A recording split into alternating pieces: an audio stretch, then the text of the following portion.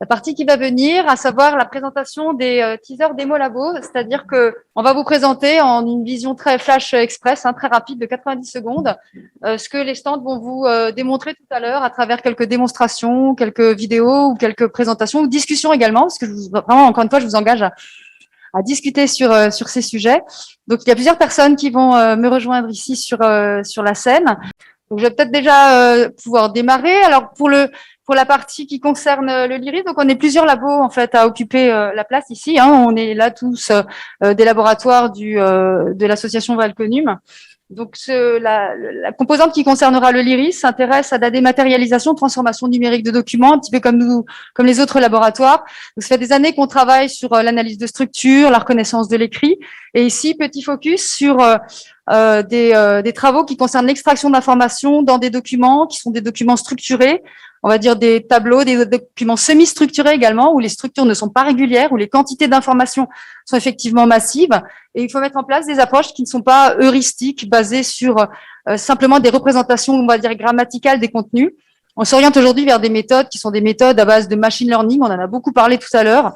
Ce sont des méthodes qui commencent aujourd'hui à montrer vraiment des puissances assez exceptionnelles et qui permettent effectivement de lever un certain nombre de défis de la transformation numérique des contenus à large échelle. Voilà, donc on vous fera un certain nombre de démonstrations. Il y aura des doctorants qui seront sur le stand. Vous pourrez discuter naturellement avec eux.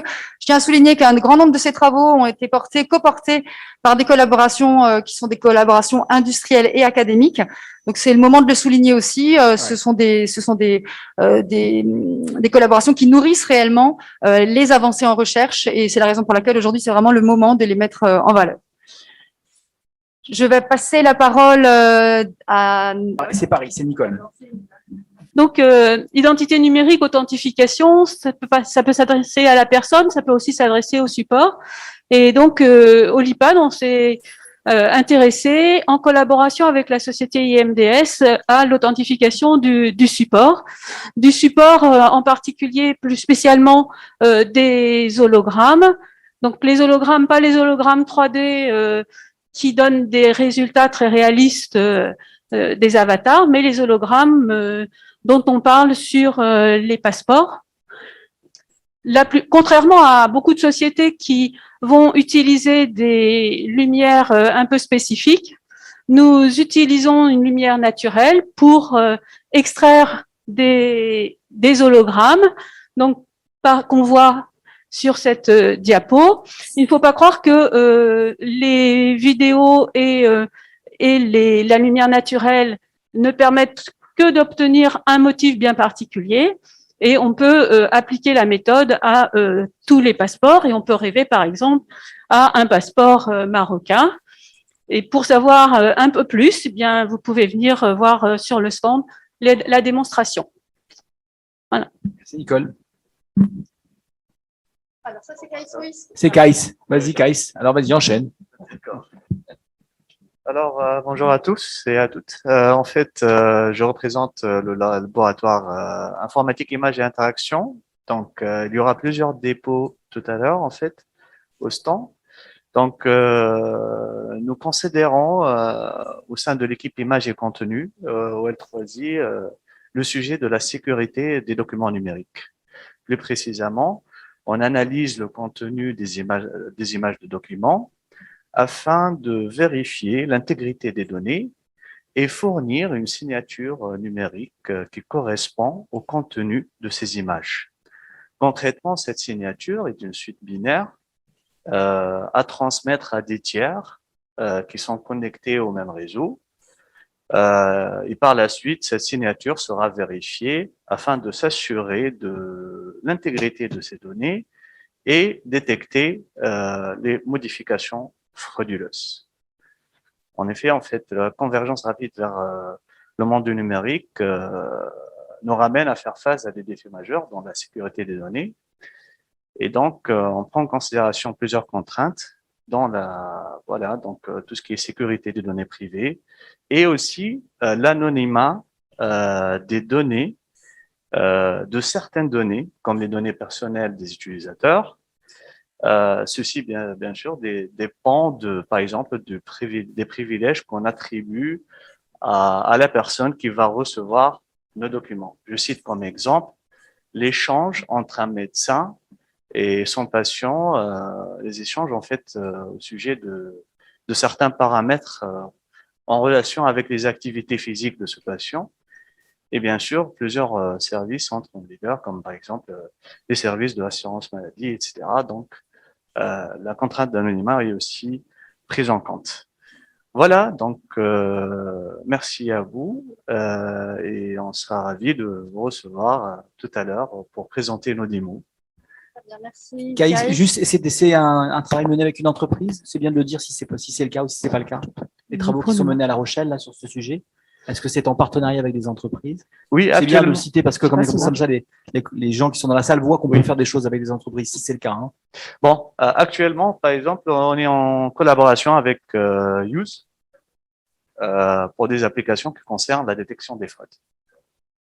Très bien, merci beaucoup. Je passe la parole à… Alors, le suivant, je pense que ça doit être Bertrand. Voilà. Bien, bonjour. Donc, effectivement, je vais présenter une démo sur un système de reconnaissance appliqué à l'extraction d'informations dans des listes de prix, cotations boursières et des annuaires boursiers. Donc, ce système, c'est le système DemoSPI, qui est un système complet d'analyse de documents dans lequel on peut modéliser les pages, mais aussi la collection, l'interaction avec l'utilisateur. On combine du deep learning et de l'analyse syntaxique. Et ça a été appliqué à de nombreux domaines. Alors, c'est un petit peu petit, mais là, sur des partitions musicales, sur de la presse ancienne, sur des formulaires anciens et des formulaires récents également. Et donc, l'objet de la démo d'aujourd'hui, c'est de montrer un petit peu les résultats que l'on a sur le projet européen Horis Firm et le projet national ANR HBDEX sur l'extraction d'informations donc de cotations boursières journalières où l'objectif c'est de croiser les informations qu'on peut obtenir chaque jour sur ces cotations pour faire une extraction fine, précise avec la qualité maximale où on va pouvoir ensuite alimenter, c'est l'objet de ce projet européen, une base de données au niveau européen sur donc l'historique des cotations boursières 19e siècle et au 20e siècle, pour permettre aux économistes et aux historiens ensuite de travailler sur ces données. Et donc, il y aura des exemples d'extraction dans ces listes de cotations boursières, également sur l'extraction d'informations dans les annuaires boursiers, où l'objectif, là, c'est d'aller analyser dans les différentes rubriques, comme par exemple l'évolution du capital, d'extraire ces données de manière fine et d'analyser et d'extraire les données, par exemple, dans les bilans annuels financiers qu'on retrouve dans ces annuaires. Donc, le stand est un petit peu derrière, mais près de la pause café. Donc, vous me trouverez facilement. Merci. Merci Bertrand. Je passe la parole maintenant à Joseph qui doit être à distance. Bon, bonjour Lyon depuis Barcelone. Ce que nous présentons aujourd'hui, c'est un travail de collaboration dans un projet de co-innovation avec une entreprise allemande qui s'appelle Omnius. C'est une entreprise qui travaille sur la dématérialisation des documents, en particulier sur le secteur assurance, donc c'est le sujet de Innov. Donc, parmi plusieurs travaux, ce que nous présentons aujourd'hui, c'est un travail spécifiquement pour la reconnaissance des tables dans des documents, c'est-à-dire des structures tabulaires. Il y a deux approches. Une première approche, c'est orientée à la détection des tables dans les documents. Pour ça, on a travaillé sur des approches des réseaux de neurones sur des structures des graphes, Graph Neural Networks, et en particulier sur des approches de message passing pour faire des embeddings sur le nœud et à partir de ça, faire la classification de ce qui potentiellement sont des cellules des tables. La deuxième approche, c'est pour la reconnaissance, c'est-à-dire la labellisation des lignes et colonnes des tables. On a utilisé des approches aussi des réseaux neuronaux, mais en ces cas-là, de transformers. Ce sont des approches qui viennent du monde de la reconnaissance des langages, mais appliquées à la vision par ordinateur. On a travaillé sur la détection des lignes et colonnes comme des objets visuels et à partir de ça, détecter les particularités des différents types de cellules. Voilà, malheureusement, je suis pas à Lyon, bien sûr, mais il y a mon collègue Uriol Ramos qui sera là dans la journée. Donc, si vous avez des questions, vous pouvez parler avec Uriol et il peut vous donner plus d'informations. Merci. Merci en tout cas, Joseph, de ta présentation.